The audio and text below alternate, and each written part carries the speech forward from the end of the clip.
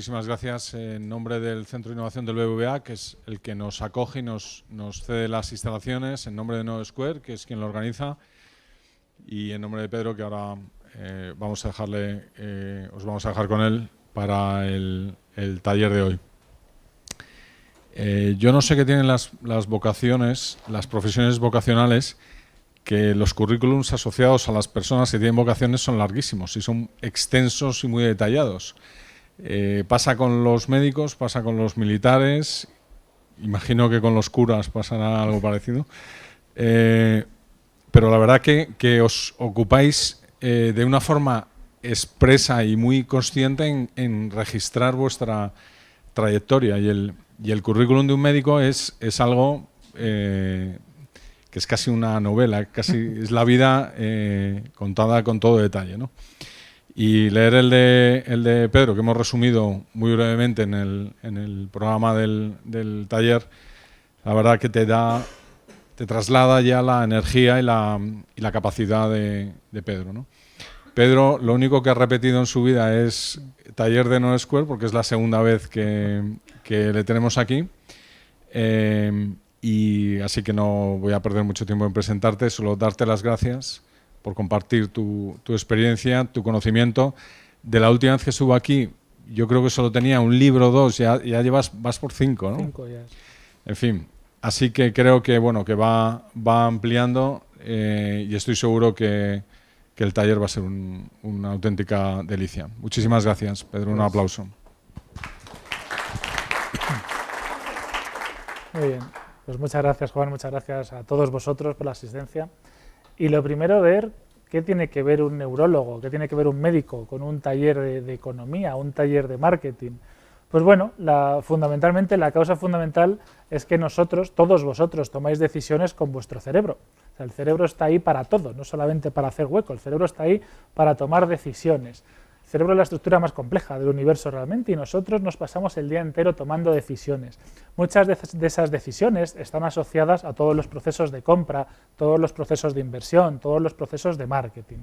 Pues bien, nosotros, como este señor de aquí, nos pasamos todo el día, como decía, tomando decisiones. Este señor no sabe si ir a la derecha, no sabe si ir a la izquierda, y vuestro cliente no sabe si compraros vuestros productos o los productos de la competencia. Entonces está bien saber cómo funciona por ver si de alguna forma le podemos llevar a donde a nosotros nos interesa, ¿no?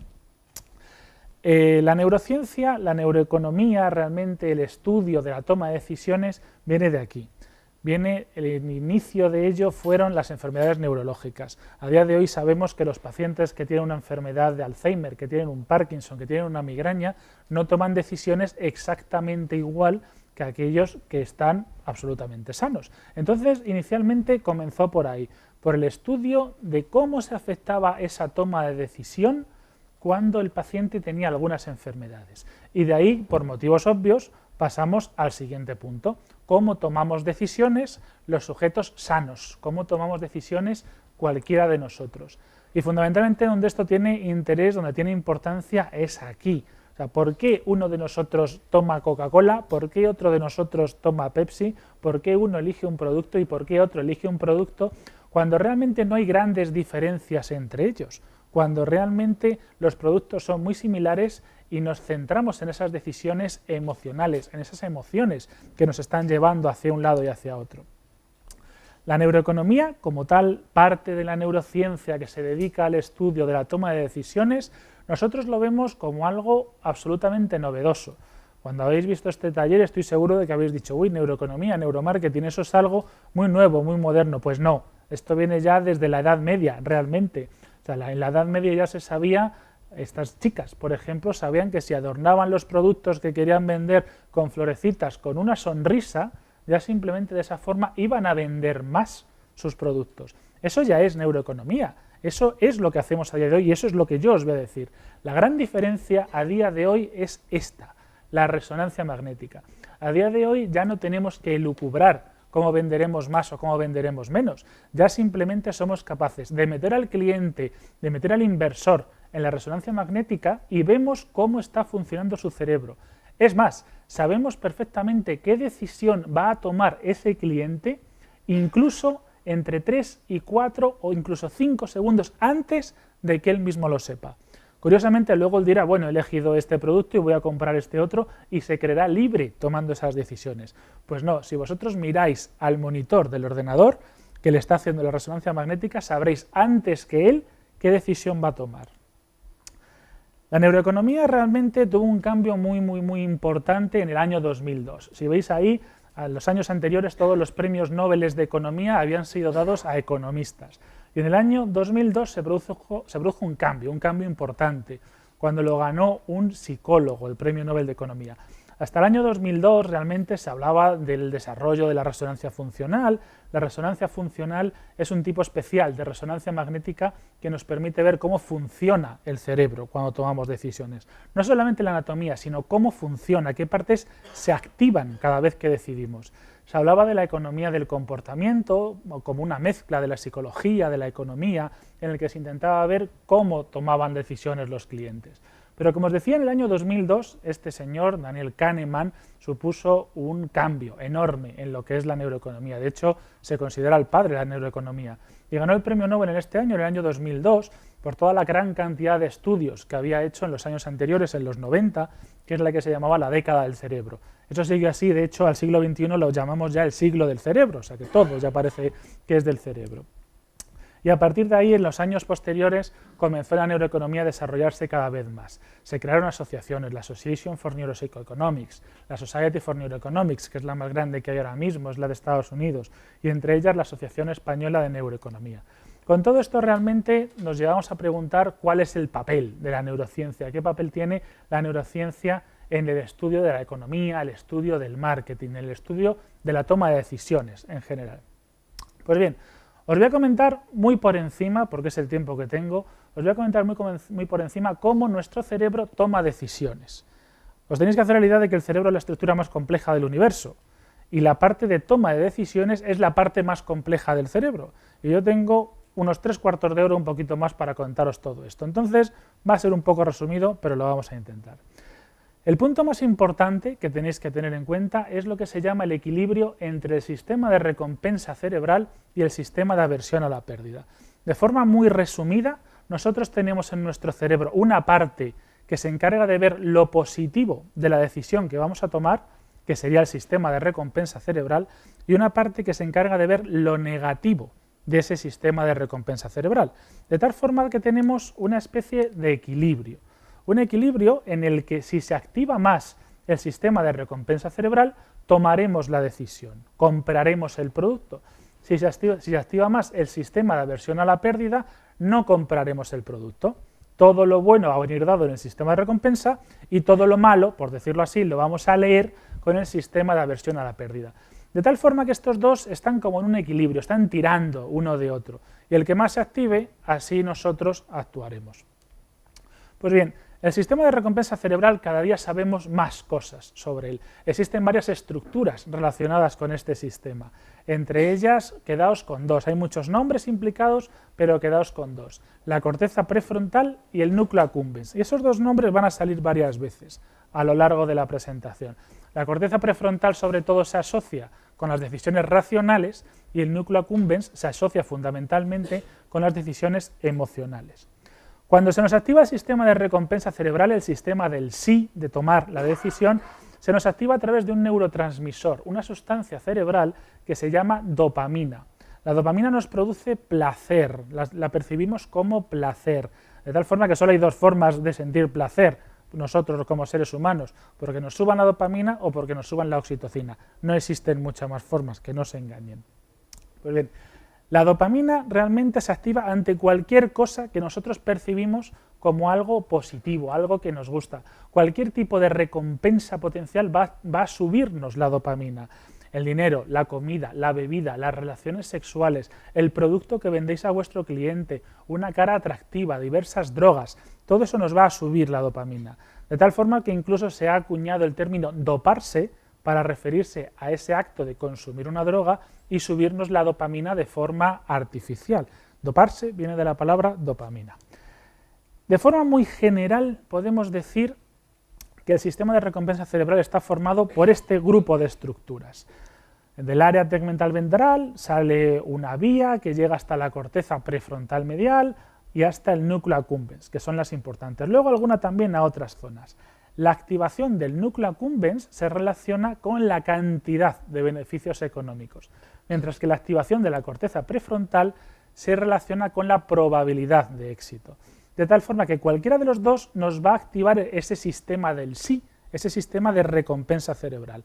Si yo, por ejemplo, me encuentro un billete de 5 euros en el suelo y no hay nadie más, yo voy a coger ese billete. La cantidad es muy pequeña, pero la probabilidad de que lo consiga con éxito es muy grande. Se me activaría, en este caso, cogería el billete a través de la estimulación de la corteza prefrontal.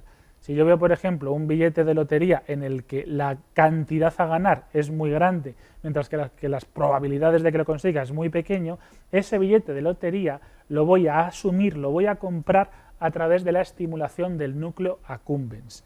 De forma muy global podemos decir que la corteza prefrontal se relaciona con el estudio de las probabilidades, con la decisión racional más de cálculo, mientras que el núcleo accumbens se relaciona más con la cantidad de beneficio, la cantidad que conseguimos. Y todas las emociones van a entrar por ahí.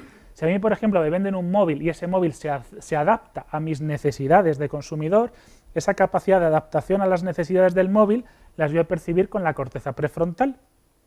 Mientras que la chica guapa que me está vendiendo el móvil la voy a percibir a través del núcleo accumbens. Al final puedo comprarla por un motivo o por otro motivo, pero los dos, el móvil o la chica guapa que está al lado, me van a activar el sistema de recompensa cerebral, más de lo que el precio me va a activar el sistema de aversión a la pérdida, y en ese caso lo compraré. Pues bien, el sistema de recompensa cerebral realmente sabemos que es algo que existe desde hace mucho tiempo. Este señor, Phineas Gage, era un trabajador de los ferrocarriles americanos que lo que se dedicaba era a allanar el terreno para que pudiese por allí pasar el ferrocarril. Con eso lo que hacía es que con la barra de metal que ahí le veis, hacía agujeros en las piedras, echaba pólvora, luego echaba arena, apretaba la arena con esa barra de metal y luego la prendía y obviamente explotaba aquella piedra. Pues un buen día estaba hablando con los amiguetes y se le olvidó echar la arena, de tal forma que echó la pólvora, metió la barra de metal con la mala suerte de que se prendió una chispa y ese agujero que había hecho actuó lanzando como un efecto lanzando esa barra de metal de tal forma que le atravesó toda la cabeza sin matarle, pero que tuvo la suerte o mala suerte de que solamente se llevó el sistema de recompensa cerebral, la parte racional. Este señor es el primer caso que tenemos de lo que pasó, de hecho se ha hecho muy famoso, en la revista Science se publicó incluso qué partes del cerebro se había llevado, y lo interesante de este señor es que era absolutamente incapaz de controlar el dinero desde un punto de vista racional. Era una persona que se movía exclusivamente por las emociones, por la impulsividad, y era incapaz de tomar una decisión puramente racional. Este hombre dentro de la neurociencia se ha hecho famosísimo. De hecho, esa barra de metal y el cráneo todavía se encuentran en la Universidad de Harvard y si ponéis su nombre en internet os venden camisetas de cualquier tipo, venden de todo. Es un hombre absolutamente famoso después de la lesión que tuvo. Y el sistema de aversión a la pérdida es menos conocido. En el sistema de aversión a la pérdida sabemos que hay varias estructuras, de las cuales os voy a pedir que os quedéis con dos. La ínsula y la amígdala cerebrales. Luego hay otras muchas más y podemos complicarlo todo lo que queráis. Pero sobre todo esas dos, la ínsula y la amígdala. Y existen dos estudios fundamentales sobre este sistema de aversión a la pérdida. El estudio de Baba Sheep y el estudio de los monos capuchinos. El estudio de Baba Sheep consiste en seleccionar dos grupos de personas, sujetos en principio normales, ahí indicados por Obama, y sujetos con lesiones en estas estructuras del sistema de aversión a la pérdida, la ínsula o la amígdala, debido a hemorragias, debido a infartos, debido a tumores, debido a lo que queráis, pero con lesiones en estas estructuras. Y se jugó con ellos a un juego. Se les daban $20 y hacían un juego que constaba de 20 rondas. En cada una de las rondas tenían dos opciones, o se quedaban con el dólar, y en este caso se guardaban el dólar y ya está, o jugaban y lanzaban una moneda al aire, que podía salir cara o podía salir cruz. Si salía cara, donde ellos apostaban $1, les daban $2,50. Si salía cruz, lo perdían todo. Desde un punto de vista estadístico, si se quedaban las 20 veces con el dólar, ganaban $20, obviamente. desde un punto de vista estadístico, si se la jugaban siempre, 10 veces saldría cara y 10 veces saldría cruz, de tal forma que ganarían $25. Si yo os pregunto ahora qué merece la pena jugársela siempre o no jugársela nunca, racionalmente sabréis que lo lógico es jugársela siempre.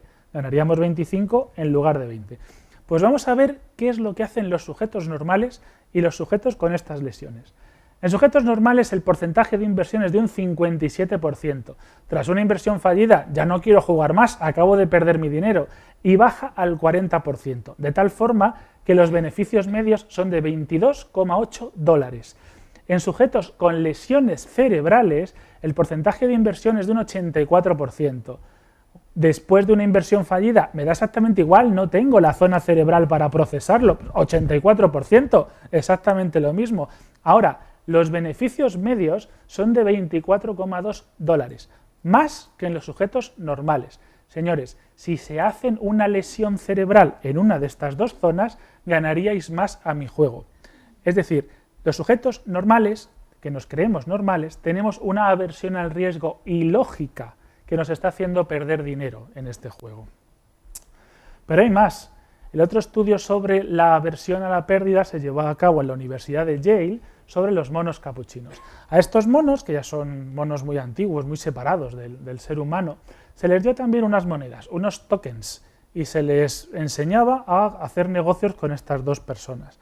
Cuando hacían negocios con Homer Simpson por el token les daba un plátano y a los pocos segundos había un 50% de posibilidades de que les diese otro plátano más.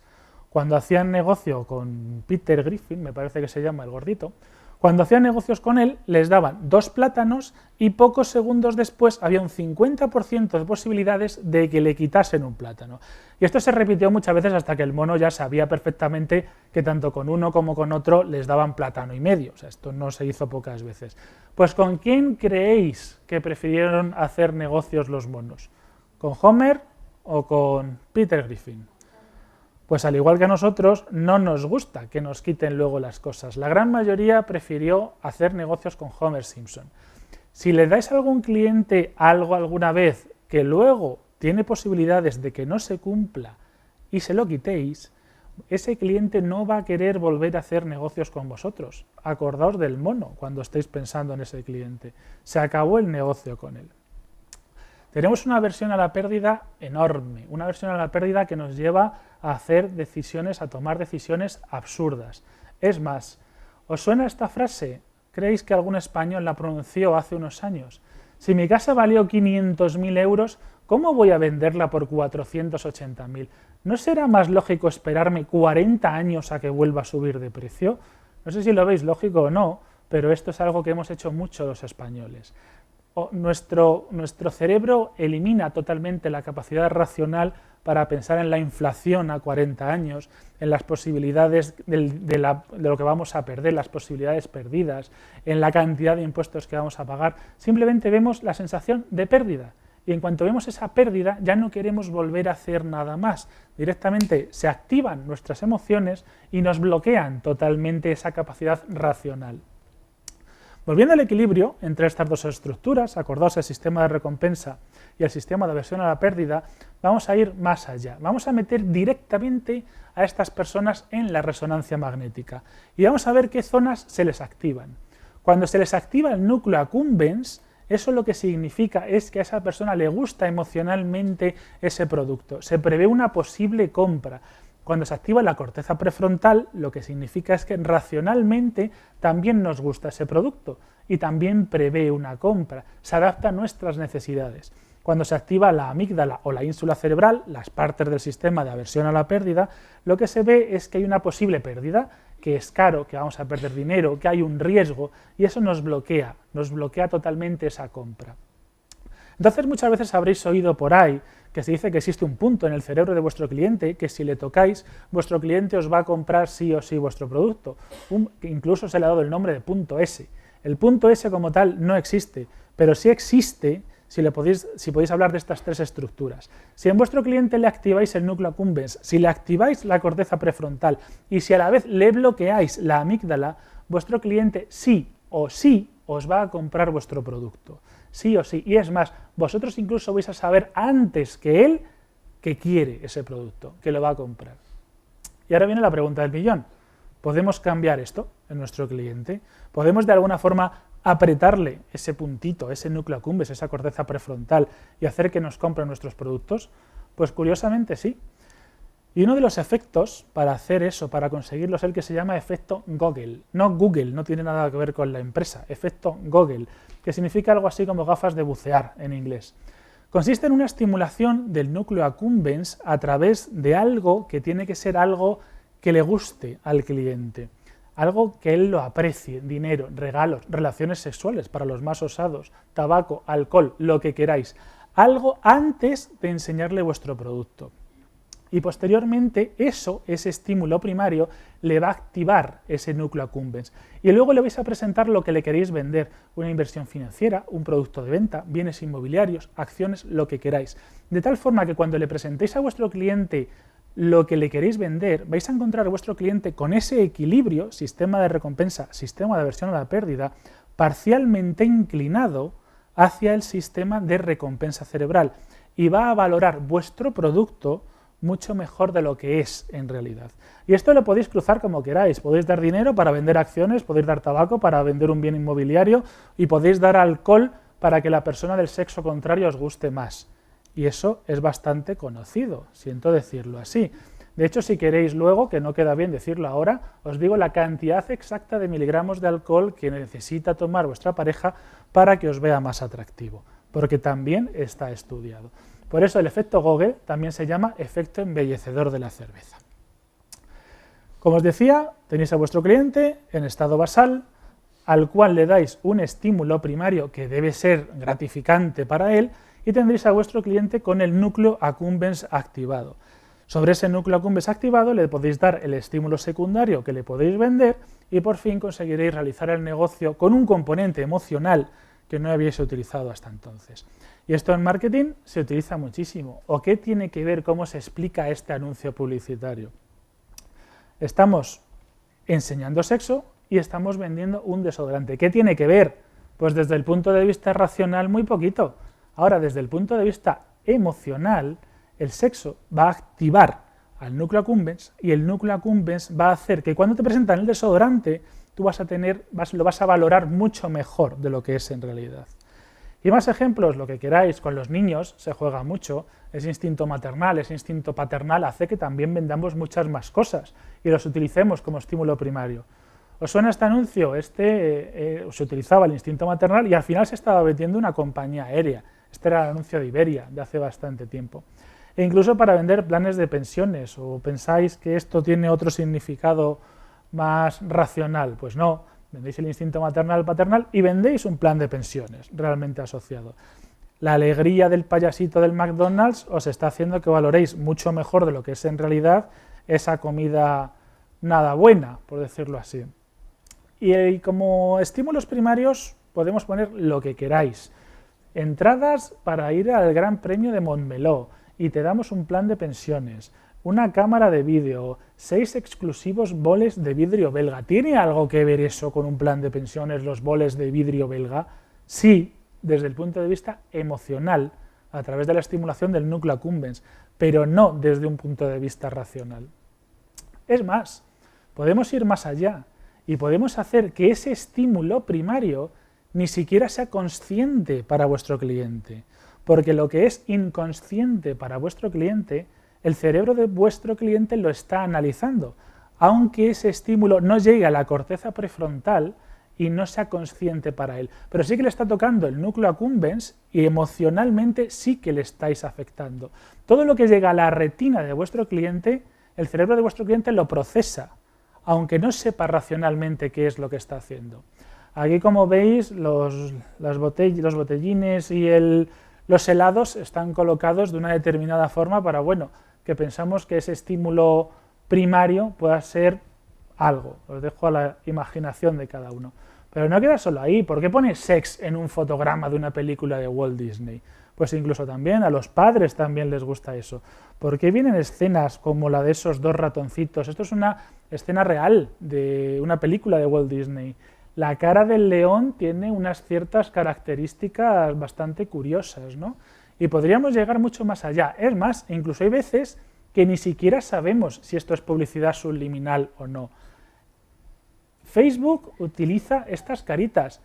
¿Esto está puesto así de casualidad? Puede ser, no puedo demostrarlo, pero podría ser una opción. O podrían estar buscando un estímulo primario que fuese subliminal para que os guste más la red social. Puede ser simplemente eso. Y con la aversión a la pérdida también podéis jugar. Vuestro cliente va a hacer lo posible para evitar tener una pérdida. Cada vez que vosotros ponéis ediciones limitadas, últimos días de rebajas, solamente hoy es gratis, cada vez que le dais al cliente la posibilidad de pérdida, eso le va a activar su sistema de aversión a la pérdida. Y para evitar esa sensación negativa que le produce a ese cliente, lo que va a hacer es que va a tener una tendencia a comprar vuestro producto. Emocionalmente le vais a estar afectando y va a tender a comprar ese producto. Incluso algunos partidos políticos, pelea por lo que quieres, porque si no peleas, y ya sabes lo que quiere decir pelea, es decir, que me votes a mí, si no peleas te van a quitar algo, y como te lo van a quitar, te van a activar el sistema de aversión a la pérdida, entonces ya sabes lo que tienes que hacer, pelea, es decir, vótame. Eso respecto al sistema, al equilibrio entre el sistema de recompensa cerebral y el sistema de aversión a la pérdida, pero tenemos muchas cosas más para explicar del cerebro humano. Nos va a dar tiempo a alguna de ellas, pero merece la pena. Las neuronas en espejo son una serie de neuronas que nosotros tenemos en nuestro cerebro que se activan y nos llevan a copiar las conductas de los demás. Aquí este monito le están sacando la lengua y él tiende a hacer exactamente lo mismo. ¿Entiende este mono qué significa que le saquen la lengua? No, en absoluto, simplemente está copiando la conducta motora de la persona que tiene delante, por la activación de estas neuronas en espejo. Y esto lo podemos llevar incluso a términos económicos. Si mi primo se compra una casa, si yo me compro una casa, si mi hermano se compra una casa, ¿qué va a tender a hacer mi vecino? Pues exactamente lo mismo. Y de esa forma estamos justificando esa copia de las conductas de los demás, entre otras muchas cosas, nos llevan a justificar procesos económicos como pueden ser determinadas burbujas. Claro, vosotros me diréis aquí, es que los precios de las casas en España, si nos vamos al 2007, estamos hablando de que es que en España los precios de la casa nunca bajaban, siempre se decía que era mejor comprar que alquilar y que la vivienda era una gran inversión por aquel entonces. Y con el tema de las casas podemos tener nuestras dudas, pero ha habido y habrá burbujas de todo tipo. ¿Os acordáis de una burbuja de los tulipanes de Holanda de los años del siglo XVI-XVII? Allí no podíamos decir que los tulipanes eran una gran inversión, al menos desde un punto de vista racional. Desde un punto de vista emocional, la copia de las conductas de unos a otros nos lleva a producir burbujas económicas. E incluso esto es algo que vemos en la bolsa a lo largo del día de hoy, en los movimientos bursátiles. Aquí, por ejemplo, este fue diciembre del año pasado, Carlos Slim anuncia que pasa a formar parte del accionariado de FCC. Indudablemente muchísima gente copia la conducta de Carlos Slim y el precio de las acciones se dispara en los días previos. Carlos Slim había comprado las acciones varios días antes, no las compró después de anunciarlo, obviamente. Pero eso nos da igual, tendemos a copiar las conductas de los demás. ¿Qué creéis que quiere decir esto desde el punto de vista de neuromarketing? Huelga general, yo voy, pues significa que tú también vengas. Yo sí puedo, significa que tú también puedes. Yo también soy palestino, pues significa que tú también lo seas y que hagas lo mismo que te estoy diciendo yo que hagas, ¿no? Tecnocasa, vendido. Desde un punto de vista racional nos diría, oye, vamos a ver, pues si lo has vendido quita el cartel, pues no. Precisamente lo que quieren decir aquí es que tú imites a la persona que contrató Tecnocasa, puesto que si han vendido este piso, también tenderán a vender el tuyo, también lo conseguirán. Imítales simplemente, ese efecto manada por las neuronas en espejo, imítalos. Bueno, del 15M podríamos hablar bastante también con aspectos emocionales y neuronas en espejo. Y luego hay otras dos estructuras que también potencian ese efecto manada, que son la amígdala y la ínsula cerebrales. Acordaos que ambas eran parte del sistema de aversión a la pérdida. La amígdala cerebral se activa cuando hacemos movimientos contrarios a los del grupo. Si todos vosotros ahora os levantáis y os vais y yo me quedo aquí, se me va a empezar a activar la amígdala cerebral, que solamente la voy a conseguir desactivar si hago lo mismo que vosotros. Y la activación de esa amígdala cerebral desde un punto de vista emocional va a provocar algo parecido al dolor. Si se me activa, me duele, o al menos tengo una sensación emocional negativa. Es más, la gente que tiene un infarto o una lesión en la amígdala cerebral va a ser capaz de sentir el dolor, pero le va a dar exactamente igual. Le podéis pisar un pie y va a decir, ah, pues muy bien, me estáis pisando el pie, ¿te importa? No, en absoluto, provoca todo el dolor que quieras, que no tengo la amígdala cerebral para procesar emocionalmente ese dolor. Pues cuando hacemos algo contrario a lo del grupo, se nos va a activar la misma amígdala cerebral. La ínsula tiene una función parecida, pero ligeramente distinta. La ínsula cerebral se va a activar ante aquellos productos, aquellas decisiones que no están aceptadas socialmente. Por ejemplo, si vuestros productos van ligados a la idea de algo que socialmente no está bien percibido, por ejemplo, algo relacionado con la pornografía, algo relacionado con el abuso de menores, algo relacionado con las injusticias sociales, si el cliente percibe algo que socialmente no está aceptado de vuestro producto, directamente no lo va a comprar, o al menos se le va a activar la ínsula y va a hacer lo posible para no comprarla. Tenéis que tener en cuenta que esto cambia a lo largo de las generaciones, a lo largo del tiempo. La homosexualidad, los preservativos, todo esto depende, hay momentos históricos en los que están bien aceptados y hay momentos históricos en los que no están bien aceptados. Incluso aquí tenéis dos imágenes, una de ellas es Irán de los años 70, otra de ellas es Irán a día de hoy. Como veréis, lo que está socialmente aceptado en un momento histórico no es lo que está socialmente aceptado en otro momento histórico. Posiblemente en cada una de estas imágenes, cuando miran a la imagen que tienen al lado, se les activaría la ínsula cerebral. Y con eso juegan mucho algunas compañías. Cada vez que os hablan de comercio justo, cada vez que os hablan de algo de ecologismo, os están hablando de cosas que están aceptadas socialmente y existen muchas empresas que utilizan esto para captar clientes. Aquí tenéis Coca-Cola. Coca-Cola incluso intentó ponerse al lado de árboles y venderse como algo verde. Starbucks, aparte de utilizar el color verde, utiliza muchísimo la idea del ecologismo, utiliza muchísimo la idea del comercio justo. Ahora, mucho comercio justo, pero te clavan 5 euros por un café, pero te venden el comercio justo. Todo eso son estrategias de venta. Aquí tenemos otro ejemplo, que es el descenso brusco que se produjo de las acciones del Banco Santander tras una ampliación de capital para la cual muchos de los accionistas que estaban participando las consideraban como algo injusto. También tiene su que ver en la bolsa. Y la serotonina también es otra sustancia cerebral que también se asocia con estados anímicos positivos, con felicidad, y se nos eleva, se nos sube la serotonina cada vez que nosotros tendemos a copiar las conductas de los demás. Cuanta más serotonina tenemos, somos más sociables, más nos va a afectar ese efecto manada, más nos vamos a dejar involucrar por las decisiones de otros. De hecho, como veis aquí, las neuronas en espejos, la amígdala y la ínsula y la serotonina explican este efecto manada, esta tendencia que tenemos los seres humanos a copiarnos los unos a los otros y a crear estructuras de grupo, a formar grupos. Aquí vemos muchas ovejitas juntas, todas ellas tenían muy elevada su serotonina, muy activadas sus neuronas en espejo y muy disminuidas su amígdala y su ínsula cerebrales.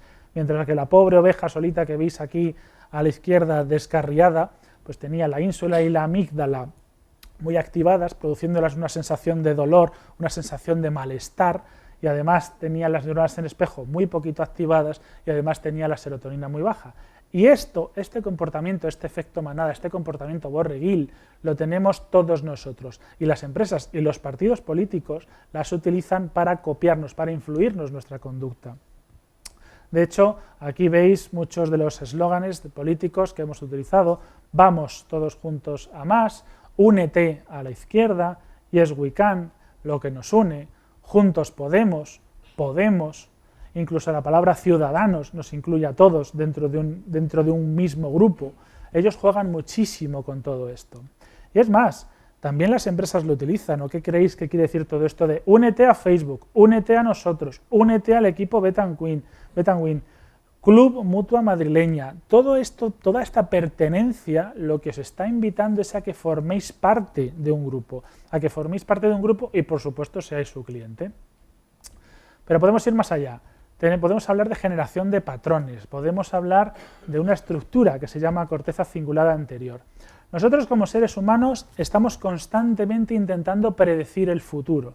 Si yo os digo 1, 2, la gran mayoría de vosotros, de vuestros cerebros, habrá aparecido 3, bueno, 3 o 47, o sea, no tiene por qué ser 3, puede ser el número que queramos. No tenemos por qué estar ante una serie, no tenemos por qué estar prediciendo el futuro. De hecho, aquí veis la cotización real del SP500 durante 15 años y cuáles fueron las previsiones. Siempre las previsiones fueron intentos de predecir el futuro en base a lo que ya existía, en base a la tendencia del momento. Muy poquitos consiguieron predecir realmente la crisis hasta que no teníamos la crisis encima. Entonces, mucho cuidado con todas estas predicciones. Y todo esto explica muchos comportamientos humanos, como todos estos que tenéis aquí. Aquí donde hay una nube veis un perro, y donde hay unas rocas veis una cara, y donde hay un abrigo estáis viendo un pez, y donde hay una fregona estáis viendo una persona cabreada. ¿Por qué? Eso es simplemente vuestra tendencia a predecir, a generar un patrón que entendéis. Eso es lo que se llaman paraidolias. Son muy frecuentes, las vemos a diario. Aquí vemos una rana claramente que nos está apareciendo en nuestro café, muy graciosa, pero es la espuma del café, no es una rana. Y aquí veis una imagen, en la imagen de la izquierda, que si os sale en vuestra casa, en lugar de pensar que es una paraidolia, lo más normal es que montéis un centro de peregrinación. Pero es que nosotros somos así. Nosotros tendemos constantemente a buscar explicaciones, las que nosotros creemos que son las normales.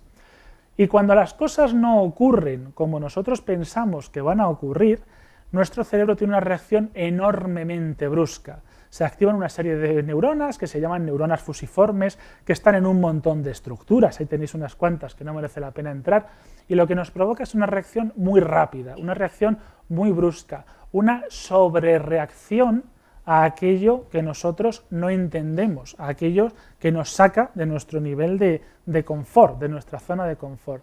¿Qué creéis que hizo la bolsa, el mercado americano, este día? El día después, o pocos días después, porque estuvo unos días cerrada, unos días después de los atentados del 11S. Pues obviamente bajó, eso es lógico. ¿Pero cuánto bajó? ¿Bajó desde un punto de vista racional o bajó desde un punto de vista emocional? Si bajó desde un punto de vista racional, no debería luego haber subido rápidamente. Se debería haber quedado simplemente en la bajada en la que luego se quedó unos meses después, pero no, hubo una respuesta muy rápida para abajo y luego hubo una recuperación bastante rápida para arriba. Y eso es ese efecto sorpresa, es esa sobrereacción que tenemos a la noticia. Os pongo otro ejemplo. Esto es el 11 de marzo de 2011, cuando ocurrió el tsunami de Japón. ¿Qué creéis que pasó en ese momento en la bolsa de Japón, en el Nikkei?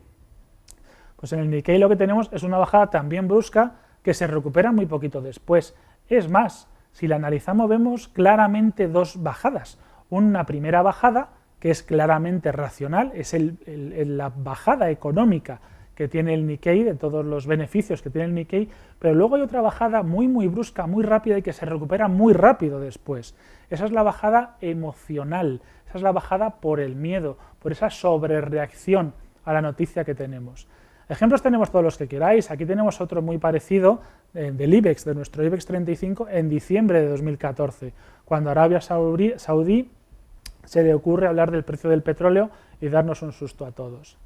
Incluso ante la falta de noticias podemos tener estas respuestas. Esto también es diciembre de 2014, en la que se esperaba que Mario Draghi apareciese, anunciase el esperado QE, y no lo hizo. Entonces, la falta de respuesta lo que provocó fue una noticia negativa.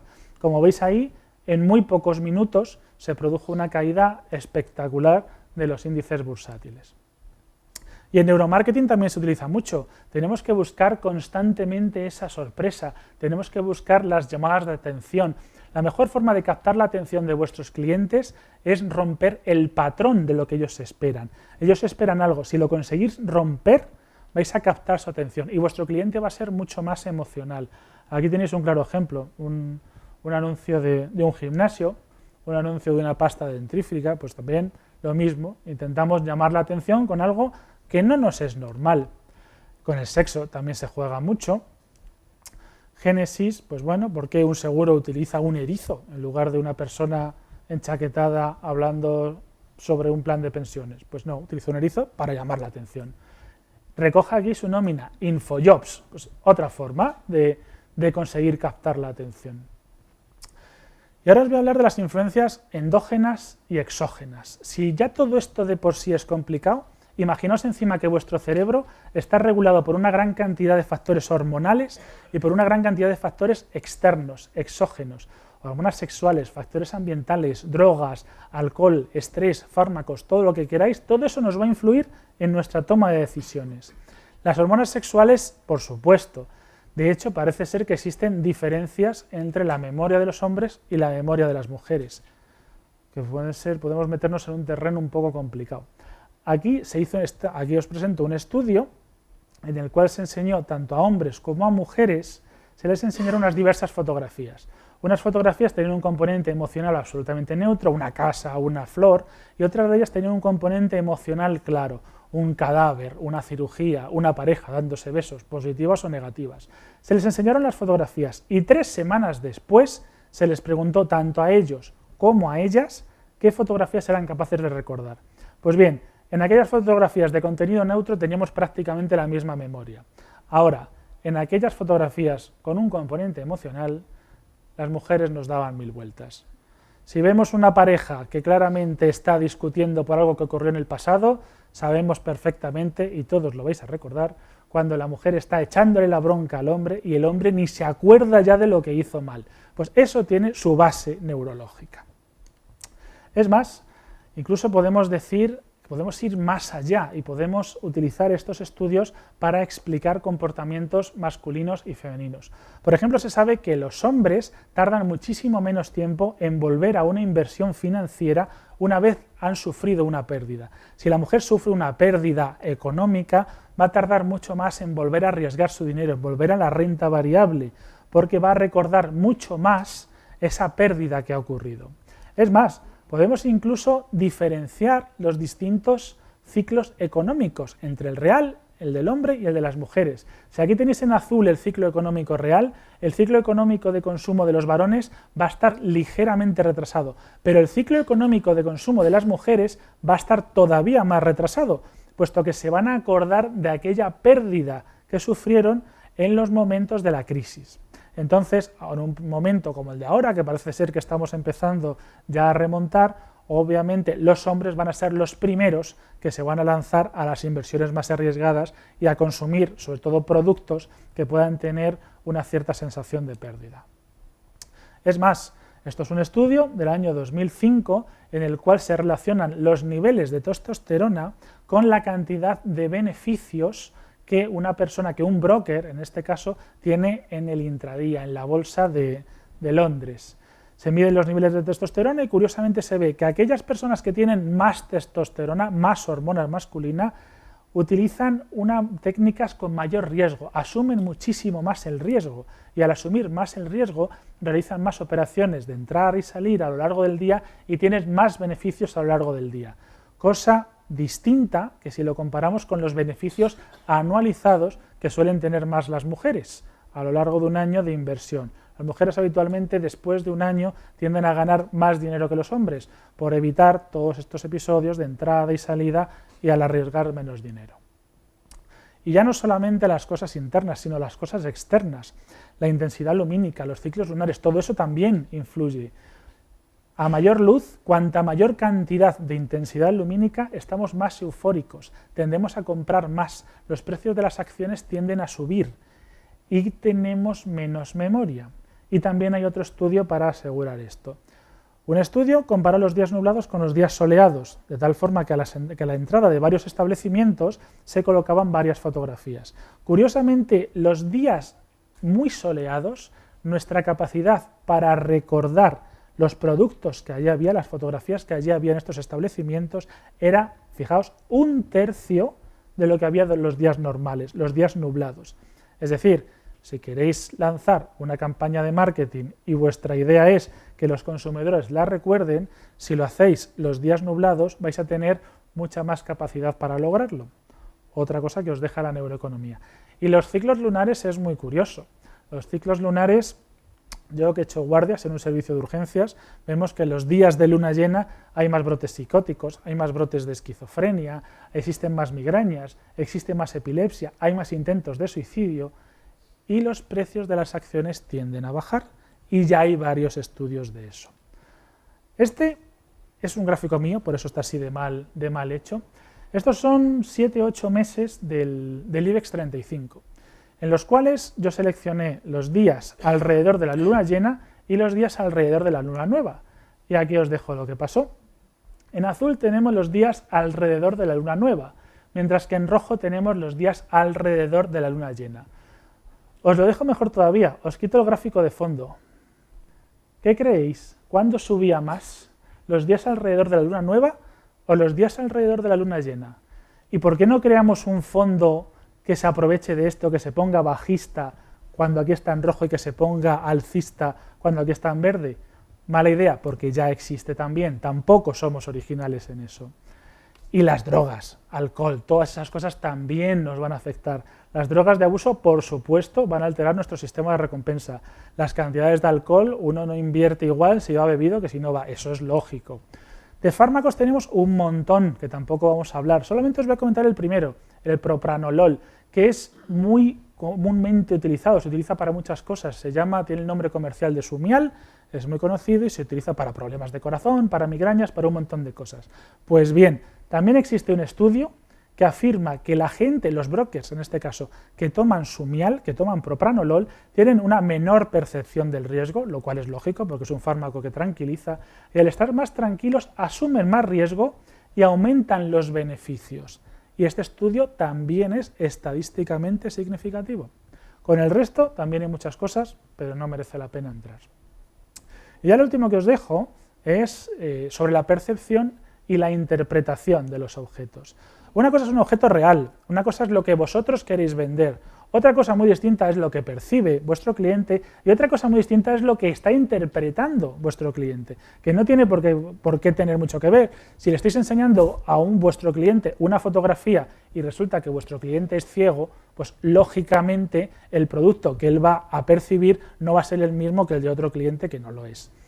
Y si le estáis ofreciendo cualquier producto, por ejemplo, estáis vendiendo vasos a vuestros clientes, no va a ser lo mismo un cliente normal que otro cliente al cual su padre le maltrataba de pequeño tirándole vasos a la cabeza. Obviamente no va a interpretar lo mismo. Pues aquí entran en juego todos estos factores, emociones, influencias, memoria, la vista, el oído, el olfato, todas estas cosas. Y existen varios errores de los cuales nos podríamos llegar a aprovechar y los podríamos llegar a utilizar. Fijaos esto, este es un error que tenemos de interpretación de la probabilidad. En línea discontinua tenéis la probabilidad objetiva de que algo ocurra. En línea continua tenéis la probabilidad subjetiva de que algo ocurra. Fijaos que esas líneas, según nos vamos hacia los extremos, se separan. Y ahora quedaos en el extremo más cerquita del 0%. Cuando un producto, cuando un evento tiene unas posibilidades remotas de que ocurran, poneos 0,5, 0,1 menos incluso de probabilidades de que ocurran, vuestro cerebro no va a percibir una probabilidad remota, va a percibir una probabilidad real de que eso ocurra, algo así como un 5, 10, incluso 15%. Si alguno de vosotros supiese de verdad las probabilidades que hay de que le toquen la lotería, ¿compraría lotería? Pues muy posiblemente no. Lo que pasa es que vuestro cerebro está percibiendo una probabilidad mucho mayor de la real al comprar lotería. En el extremo contrario pasa lo mismo y también podríamos buscar ejemplos. Más errores, errores de interpretación. ¿Quién hace las mejores croquetas del mundo? Mi madre, como la madre de todos vosotros. Todas las madres son las que mejor cocinan del mundo. ¿Por qué? Porque cuando nosotros percibimos algo como familiar, esa familiaridad la vamos a percibir a través del núcleo accumbens. Y al percibirlo a través del núcleo accumbens, parte integrante del sistema de recompensa cerebral, vamos a percibir un producto mejor de lo que es. Mejor no desde el punto de vista racional, sino desde el punto de vista emocional. Y va a ser mucho más probable de que compremos ese producto. Y ya como veis, hay compañías que utilizan muchísimo esto, algo comparándolo con algo familiar. Otro tipo de error de interpretación y de percepción son los precios. Todos vosotros sabéis que según sube el precio de un producto, baja el número de ventas. Y la relación es más o menos proporcional. Bueno, proporcional hasta un determinado punto. Si yo, por ejemplo, os vendo una Coca-Cola a 1 euro, la compraréis, a 2 compraréis menos, a 3 compraréis menos. Pero llegará un punto, por ejemplo, una Coca-Cola a 4 euros, a las cuales diréis, eso no te lo compro en absoluto, imposible, porque lo vais a ver como algo injusto. Y va a existir un punto en el que ya no vais a percibir solo el precio del producto, vais a percibir la sensación de injusticia. Ese producto, ese precio va a activar una parte también de vuestro cerebro relacionada con la aversión a la pérdida y va a bloquear totalmente la compra. Ese punto es el que se llama punto de efecto de equidad y con algunas campañas de marketing incluso lo podemos modificar. Y ya por último que os voy a contar las diferencias de percepción entre hombres y mujeres. Existen diferencias de percepción.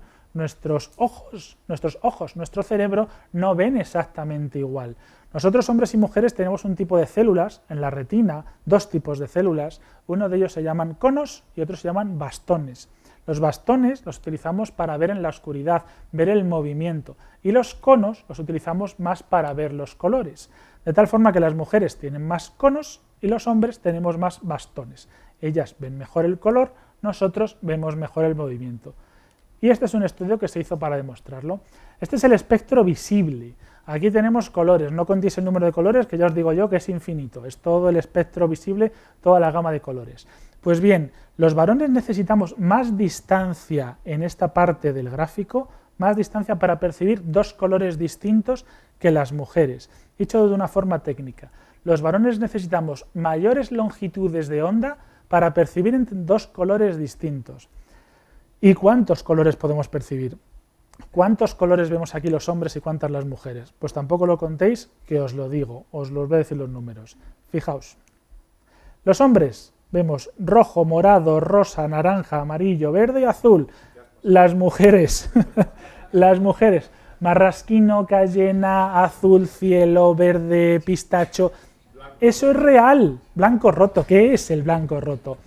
Para todas aquellas mujeres que os dediquéis al marketing, los hombres dividimos los colores en claro y oscuro.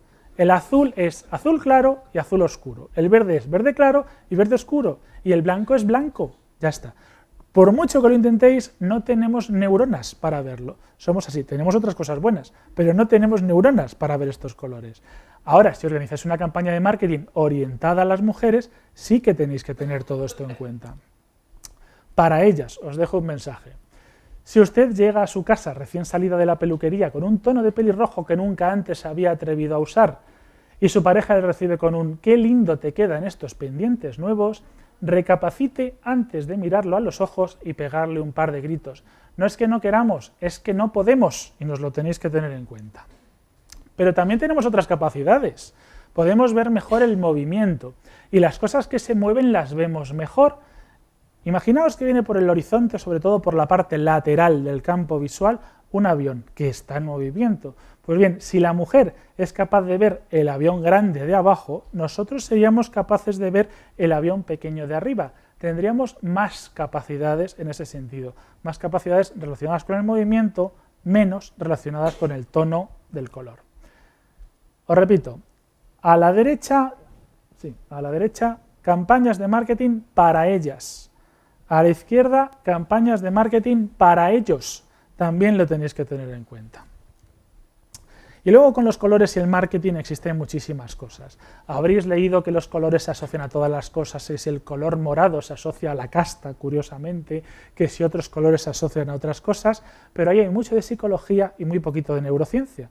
Realmente la neurociencia de los colores nos dice 4 cositas, no nos dice muchas cosas más, y con el color que más sabemos es con el color rojo. Sabemos qué es lo que pasa, colocamos simplemente un electroencefalograma a una persona y le exponemos al color rojo y vemos que en esa persona se alteran capacidades de concentración, se alteran las capacidades de memoria y se vuelve mucho más impulsivo, mucha más tendencia a tomar decisiones y al consumo rápido. De hecho, esto lo saben muy bien todas aquellas compañías que se basan en el consumo rápido, sobre todo las de la comida rápida. Prácticamente todas utilizan el rojo, salvo últimamente el McDonald's, que se han pasado al verde por hacerle competencia a Starbucks, pero eso es otro tema distinto. Pero la gran mayoría de ellas utilizan el rojo para potenciar esa impulsividad de nosotros como clientes. Y si esas son las diferencias en cuanto a la vista, también existen diferencias en cuanto al sonido. Este es un estudio de Gran Bretaña de febrero de 2014, o sea, algo relativamente reciente, que demuestra que la voz femenina tiene tonos más complejos que la voz masculina. De tal forma que cuando un hombre escucha a una mujer, necesitamos todo el lóbulo temporal entero, se nos activa todo el lóbulo temporal para percibir, para oír a esa mujer, para interpretar lo que nos dice. Cuando un hombre escucha a otro hombre, necesitamos una zona muy pequeñita. Cuando una mujer escucha a una mujer, necesitamos una zona muy pequeñita. Pero cuando el hombre es el que escucha a la mujer, se nos activa todo el lóbulo entero temporal. De tal forma que si estamos escuchando durante bastante tiempo, terminamos consumiendo el ATP, terminamos consumiendo la energía del lóbulo temporal y tendemos a desconectar, que es algo que más o menos también se sabe. Nos termina produciendo agotamiento. Entonces, respecto a aquella gran queja, según el autor de este estudio, las mujeres se quejan muchas veces de que los hombres no las escuchan, pero todo lo contrario. Los hombres lo único que hacemos es desconectarnos por una razón puramente fisiológica. Nos satura, nos fatiga. Esta ya es la última diapositiva. En el momento, en lo que os he contado, en el momento actual estamos ahí. Os he contado un poquito de las estructuras cerebrales implicadas en la toma de decisiones económicas. Sabemos cada vez más de los sesgos al tomar una decisión, en qué partes son emocionales, qué partes son racionales, cómo podemos influirlas, incluso por utilizar una mala palabra, cómo podemos manipularlas, pero podemos ir mucho más allá. Lo siguiente, lo que ya se está empezando a hacer, es individualizar esos sesgos de decisión. A día de hoy ya tenemos test cognitivos para ver realmente cuál es la aversión al riesgo. No el que usa la mayoría de la banca, sino test de verdad. Tenemos análisis hormonales, podemos ver cuáles son los niveles de estrógenos, podemos ver cuáles son los niveles de testosterona, de hormonas tiroideas y ver hasta qué punto eso os va a influenciar en la toma de decisiones. Podemos ir más allá. Podemos individualizar los sesgos de decisión con la resonancia magnética funcional. Podemos introducir a la persona, al cliente, directamente en la resonancia magnética y podemos saber qué zonas se le activan y cómo activárselas presentándoles una campaña u otra campaña distinta de marketing. Ya no importa lo que nos diga, si le gusta o no le gusta, ya vemos directamente si le gusta o no le gusta y si compraría nuestro producto. Pero incluso más allá, tenemos análisis genéticos, ya estamos empezando a ver genes que se relacionan con la susceptibilidad que tenemos cada uno de nosotros para ser manipulables o influenciables con determinadas estrategias. Imaginaos que dirigís un departamento de marketing y queréis lanzar un determinado producto en un área concreta, donde queráis, de Venezuela, de Colombia, de donde queráis, y en esa zona geográfica predomina, tiene una mayor preponderancia, un determinado alelo genético, un determinado polimorfismo. Y ya sabéis, ya os podríamos decir cómo tenéis que hacer vuestra campaña orientada a ese perfil poblacional concreto. Esto se podrá hacer y no tardando mucho. Y ya por último, incluso podremos tratar los sesgos de decisión. Tendremos tratamientos farmacológicos, ya hemos hablado del Sumial, ya hemos visto que incluso hay fármacos para que los brokers tengan mejores beneficios. También, y solamente hablando de un fármaco, existen mucho más. Con todo esto, os vuelvo a replantear la misma pregunta que os hice al inicio. ¿Cuál es el papel de la neurociencia en la economía y el marketing? ¿Hasta qué punto la neuroeconomía puede cambiar nuestro modelo actual de vivir? Yo lo tengo bastante claro, yo me dedico a esto desde hace ya bastante tiempo, pero os recomiendo que vosotros lo tengáis en cuenta porque nos puede afectar a todos. Muchas gracias.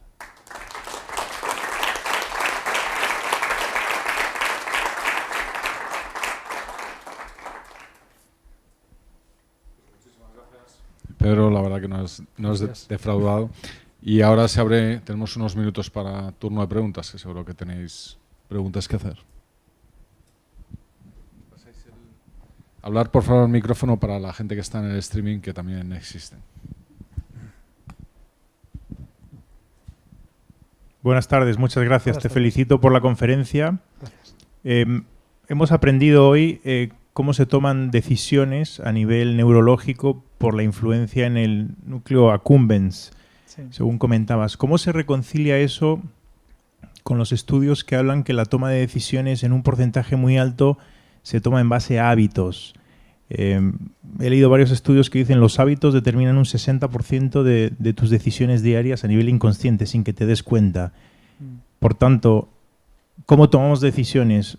¿Con hábitos o verdaderamente se puede influir esa toma de decisiones o lo que no manejan los hábitos sí se puede influir? ¿La suma de ambos son 100 o no necesariamente?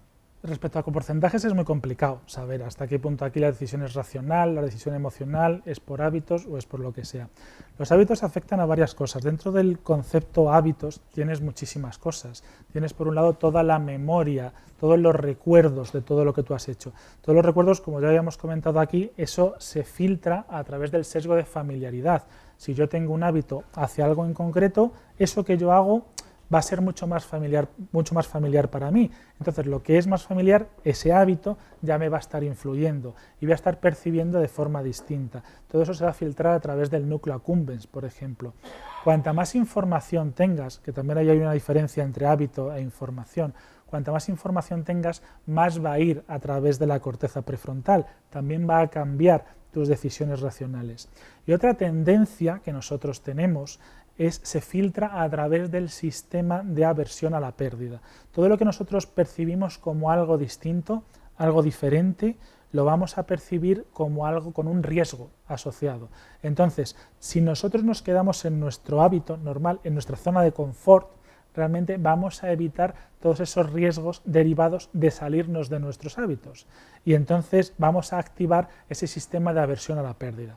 Que en definitiva, para no activarlo, lo que vamos a hacer es seguir nuestros hábitos de siempre, quedarnos en nuestra zona de confort. Entonces, realmente no son cosas distintas, realmente una cosa está explicando a la otra. Por decirlo de otra forma, todo esto que nosotros sabemos, corteza prefrontal, núcleo accumbens, ínsula, amígdala y todas las estructuras que no me ha dado tiempo a comentar, todo eso es el hardware de muchas cosas que ya se utilizan, como el tema de los hábitos o la familiaridad, que sería el software de todo esto.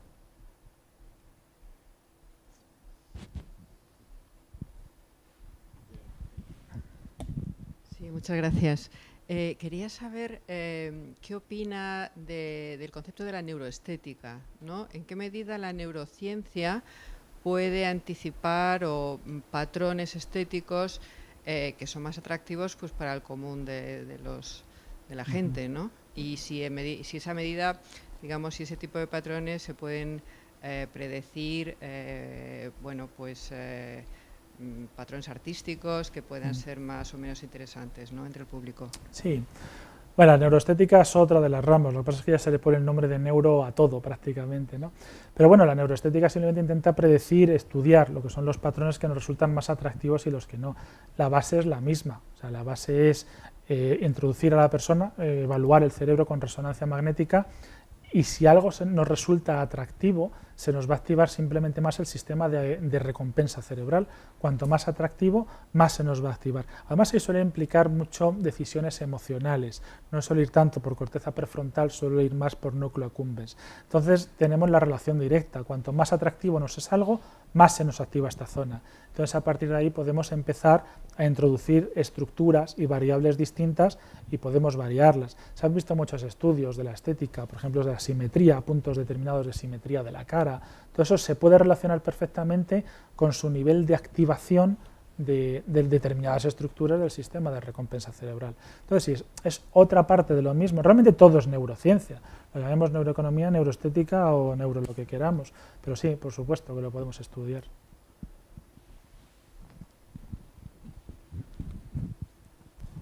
Muchas gracias por la conferencia. Quería saber el posible efecto que va a tener o van a tener los dos proyectos BRAIN de desarrollo de mapas de estructuras cerebrales que están en curso, el americano y el europeo, y que tienen un horizonte de como 10 años, donde probablemente la funcionalidad de todo el cerebro estará ya desarrollada y seguramente habrá repercusiones sobre todo esto que nos has dicho ahora, ¿no? Sí, eso son dos estudios, uno a nivel americano, otro a nivel europeo, pero no solamente se están enfocando a la parte de fisiología, tiene muchísima parte de neurología también, de enfermedades y de rehabilitación. De hecho, la gran parte del proyecto se lo está llevando el tratamiento de patologías.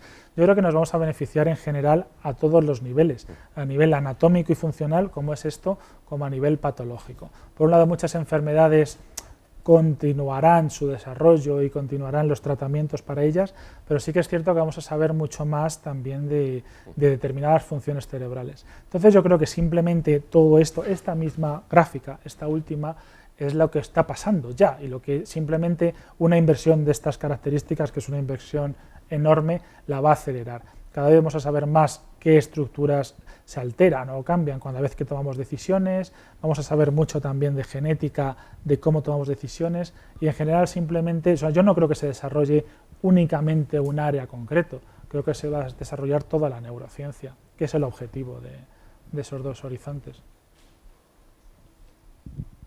Sí, buenas tardes. Has mencionado que hay otros factores, no solamente la genética, sino también factores exógenos, ¿no? Sí. Y sabemos que hay culturas, por ejemplo la cultura norteamericana versus cultura española, que son mucho más propensos al riesgo, la iniciativa, la aventura, que los españoles, ¿eh? Sí. No hay más emprendedores allí que aquí. Por tanto, en teoría se podría hacer algo a nivel social en España para promover que haya más emprendimiento. Tú cuando al final mencionabas que tú tienes una idea muy clara de a dónde va a acabar todo esto, al final, sin embargo, no terminaste la frase. ¿Podrías terminarlo? ¿Se podría llegar a influir a efectos no solamente de individuo a individuo, sino a nivel sociedad, determinados tipos de comportamientos? Sí, la pregunta es complicada porque incluye varias preguntas. Primero, donde yo creo que va a terminar todo esto es en el que la neurociencia en general va a tener un papel cada vez mayor en el marketing, en el emprendimiento, en las empresas y en la sociedad en general. O sea, cada vez conocer la neurociencia no es conocer una parte de la ciencia y ya está, es conocernos nosotros mismos. Entonces, claro, si somos capaces de tomar decisiones mejores, eso lo podemos aplicar a cualquier parte del día a día, de la economía, de la cultura, de todo. Y respecto al otro, es una pregunta muy complicada, respecto al emprendimiento, porque se han relacionado varias cosas. Se han relacionado factores genéticos ligados con el emprendimiento. Existen determinados genes, determinados polimorfismos que solamente los tienen los líderes y no los tienen las personas que nunca han ejercido ni que pueden ejercer un puesto de líder.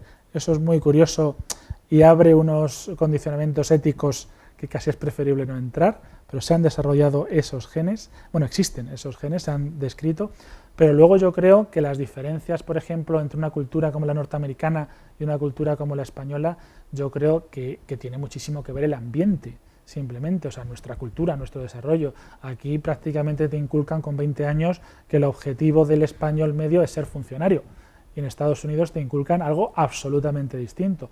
Y genéticamente no somos tan diferentes como los americanos, eso por descontado.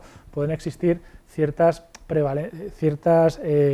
frecuencias un poquito mayores o menores de algunos genes, pero desde luego no para ver estas diferencias. Yo creo realmente que son las dos cosas.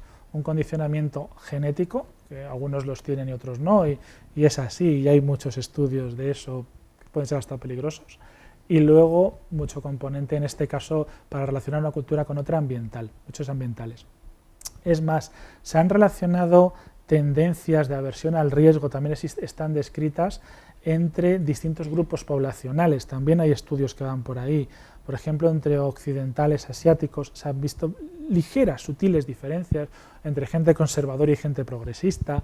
Todo eso se ha descrito también. Cambios siempre son mínimos, así que por ver porcentajes de emprendedores tan diferentes entre, por ejemplo, España y, por ejemplo, Norteamérica, yo creo que tiene en esos casos muchísimo más que ver el factor ambiental.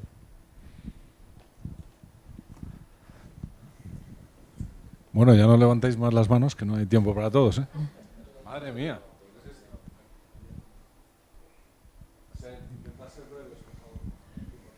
Sí, muy brevemente. Buenas tardes. Has estado hablando de decisiones racionales frente a decisiones emocionales.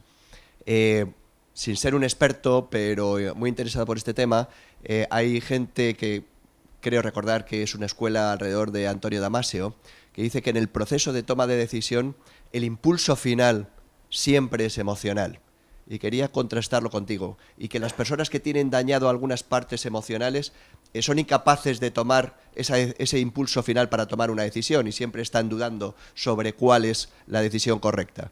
No sé si tienes una opinión. Sí.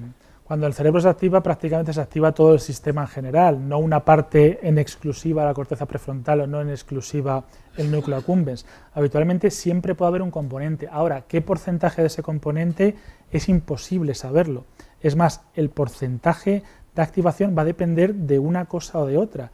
Si yo simplemente te digo que me tomes una decisión y me des una respuesta en cuanto son 2 más 2, es una respuesta racional. O sea, tú puedes estar muy tenso, muy nervioso, muy preocupado, con mucho miedo, pero 2 más 2 son 4.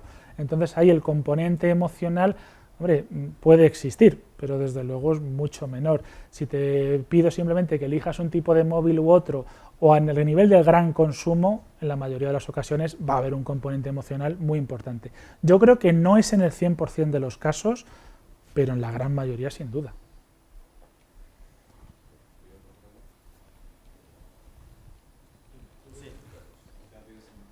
Buenas tardes.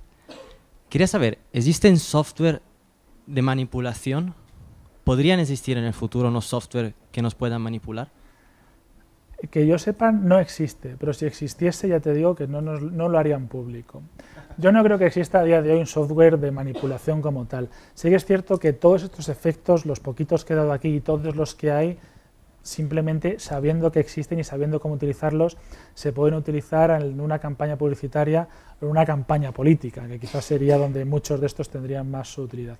Pero a día de hoy un software para valorar todo esto lo veo complicado. Creo que no. Creo, pero te puedes esperar cualquier cosa. Bueno, como sabes, hemos hablado ya a nivel personal de este tema, que somos la química que llevamos. Y cada vez que leo más, cada vez que viajas y confrontas, aparentemente la genética pasa a ser la gran enemiga de la neurociencia, ¿no? Porque si determinamos patrones ancestrales, ya llegamos a la conclusión que hasta la versión del riesgo puede ser heredada. Entonces estarían contados los días de los marketinólogos, de los publicistas, porque si determinamos un patrón ancestral, de hecho los grandes laboratorios americanos nos están clasificando por grupos genéticos. Yo he pasado el análisis, soy grupo K y lo seré hasta que me muera, y me estoy vinculando ahora por correo con todos los grupos K en el mundo, y estos laboratorios, pues sin duda, cuando me determinen mi patrón emocional, sabrán lo que compra el grupo K, el miedo al que sufre el grupo K, y me mandarán lo que necesite en su momento. No, somos los parientes de Meryl Streep, o sea, si no eres K no te la puedo presentar. Entonces, esto que te digo, ¿estás de acuerdo que puede llegar a ser la gran enemiga de la neurociencia, el avance genético y un posible determinismo emocional? No, yo creo que van de la mano. O sea, simplemente determinados genes se han relacionado con un mayor o menor tamaño de estructuras cerebrales. La amígdala, la ínsula, todas ellas se asocian a polimorfismos determinados. Entonces, me da igual verlo desde el gen de RD4, que es el gen que más se relaciona con esto, o me da igual verlo desde el tamaño de la amígdala cerebral, pero al final estoy diciendo lo mismo. O sea, yo no creo que esto vaya totalmente uno en contra de otro, ni mucho menos. Yo creo que estamos diciendo lo mismo. Y respecto a la muerte de los marketinólogos, yo creo que no. Yo creo que no, porque realmente, si todo esto es muy moderno, tenemos que pensar que la gente que se dedica al marketing ya lo utiliza. O sea, todo esto son ejemplos que yo estoy poniendo, pero que ya son campañas de marketing que ya existe. Lo que pasa es que la gente de marketing no sabe cómo funciona el cerebro, no sabe utilizarlo hasta el máximo nivel que esto le podría llegar a dar. Yo creo que vamos a ser un complemento, a día de hoy un complemento que estamos empezando, pero cada vez vamos a ir ganando más peso y les podemos ayudar muchísimo a la gente de marketing y a la gente que se dedica a finanzas y a la gente que se dedica a la gestión empresarial. Bueno, buenas tardes y muchas gracias por tu conferencia, que ha sido muy interesante. Has mencionado la resonancia magnética funcional como mecanismo de medición. Me gustaría que nos digas qué opinas del uso, para medir las ondas cerebrales, del uso de electroencefalografía, que parece que era el método clásico, ¿no? Sí. Y que ha tenido avances recientes que miden con bastante bastante precisión, por ejemplo, los temas de atención o de activación emocional, en qué casos sí, no, etcétera. ¿Qué piensas? Sí, vamos a ver. La electroencefalografía lo que pasa es que está limitada. La electroencefalografía, por definición, simplemente el hecho de tener un casco y estar recogiendo la actividad cerebral, ya de base solamente va a ser capaz de recoger la actividad cerebral de la corteza cerebral, no de estructuras internas, como pueda ser el núcleo accumbens, que no llega, simplemente por la distancia física. Entonces, determinadas estructuras, amígdala, ínsula, núcleo accumbens, nunca lo vamos a poder ver con la activación, con un electroencefalograma. Un electroencefalograma nos puede servir para ver, por ejemplo, para captar nivel de atención, captar la capacidad de memorización, cosas así. Por supuesto que sí. Por ejemplo, si queremos estudiar un anuncio de televisión, es importantísimo ver hasta qué punto podemos medir la atención, la capacidad de memorización de la gente que está viendo ese anuncio. Yo creo que la resonancia funcional es mucho más completa.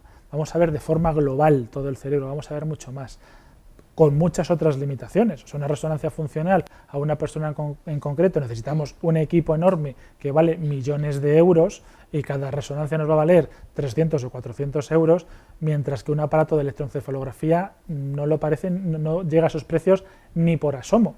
Entonces, yo creo que a día de hoy nos tenemos que contentar con técnicas tipo electroencefalografía, electromiografía, que también nos da otras cosas, eye tracking, que son accesibles. Y vamos a dejar técnicas tipo resonancia funcional o tipo SPECT o tipo PET cerebral para la investigación. Creo que de momento tiene su utilidad, pero sus limitaciones, los dos tipos. Bueno, muchas gracias. A mí me ha parecido interesantísimo y sobre todo porque es que yo creo que abre un mundo de posibilidades. Y yendo a un tema más prosaico, quizá que es la toma de decisión... ¿Así? Más cerca, sí. Vale, por ejemplo, en la toma de decisiones y en la estrategia negociadora, tanto en la vida profesional como en la vida personal.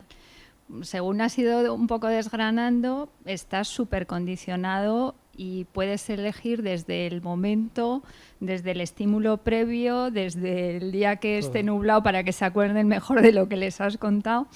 Entonces, bueno, a mí esto ya es que nos abre un mundo de posibilidades y dependiendo de quién tengas enfrente, si es un hombre o una mujer. Sí. Con lo cual yo creo que hay cosas que inconscientemente ya todos hacemos, pero a mí me gustaría, y te lanzo el guante, una conferencia enfocada a cuál es en este tema, es cómo influye la neuroeconomía en la negociación o en la toma de decisiones, porque creo que es fundamental. O sea, sí. Yo me he quedado con la copla de que dices, bueno, primero le rompes el patrón, después le das el estímulo positivo, después le cuentas y solo le hablas un ratito si es un señor para que no se le olvide lo que le has contado. Entonces, para que no le ibas de rojo por si acaso. Entonces ya le descolocas. No, pero al final es un poco llevada a la caricatura, pero es así. Y sobre todo cuando veo que está basado en temas pues fisiológicos prácticamente. Totalmente. Pero es que si lo piensas bien, o sea, esto es toma de decisiones, esta charla, pero el 60 o 70% de lo que yo he comentado aquí te lo puedes llevar al campo de la negociación perfectamente, claro que sí, claro que sí. Hola, buenas tardes. Hola. Muchas gracias por la conferencia.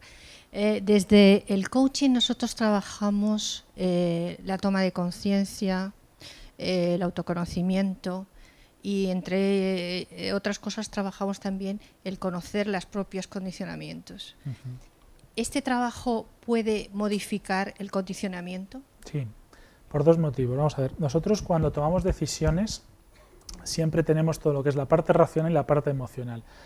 Sería un error por nuestra parte pensar que están enfrentadas, no están enfrentadas, son simplemente, la parte emocional ve mucha parte inconsciente de lo que hay alrededor, ¿no? Con el coaching fundamentalmente lo que se consigue es tomar mayores decisiones racionales. La decisión racional sobre todo se basa en dos cosas, la podemos potenciar de dos formas distintas.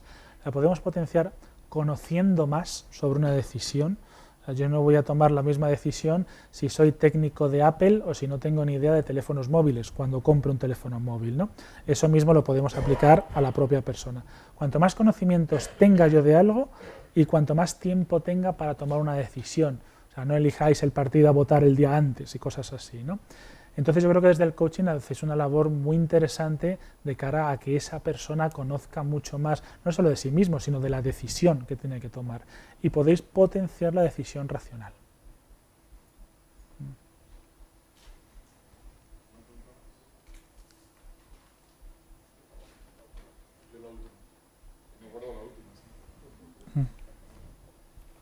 Nacho, no sé si quieres...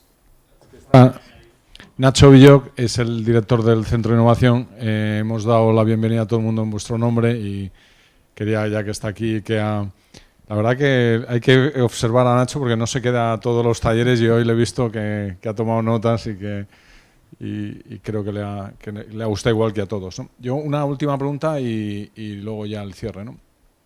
Creo que todos hemos visto en los últimos meses de campaña o precampaña electoral el sesgo, el cambio que ha pegado los mensajes desde los atentados del día 13.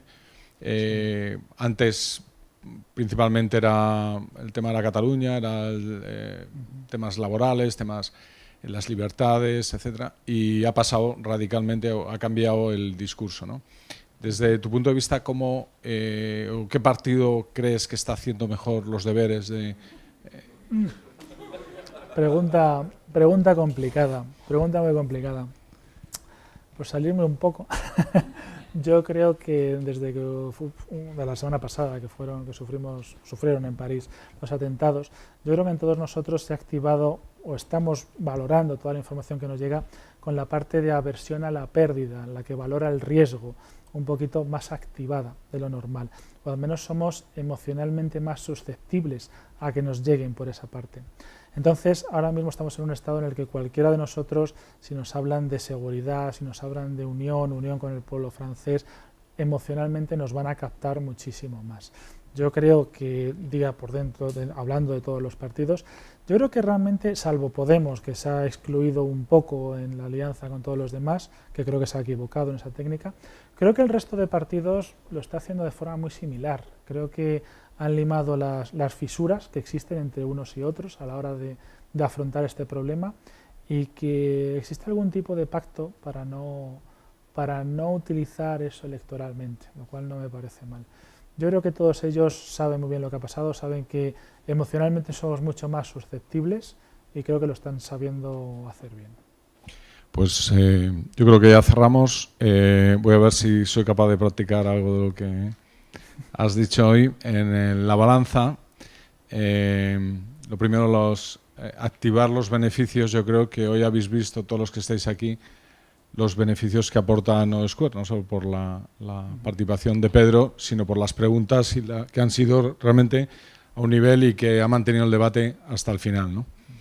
Y ahora viene la aversión a la pérdida, ¿no? La otra parte de la balanza. Y es que muchos estáis aquí porque habéis colaborado como Pedro, habéis dado una conferencia, os sois suscriptores, colaboradores, participáis en el panel de expertos. Y los que no sois, os decimos, ¿y tú qué vas a hacer por el resto de las personas que acuden al taller? Y hay gente que nos dice, oye, yo no sabía que esto era exclusivo, no sabía que había que pagar y no sabía...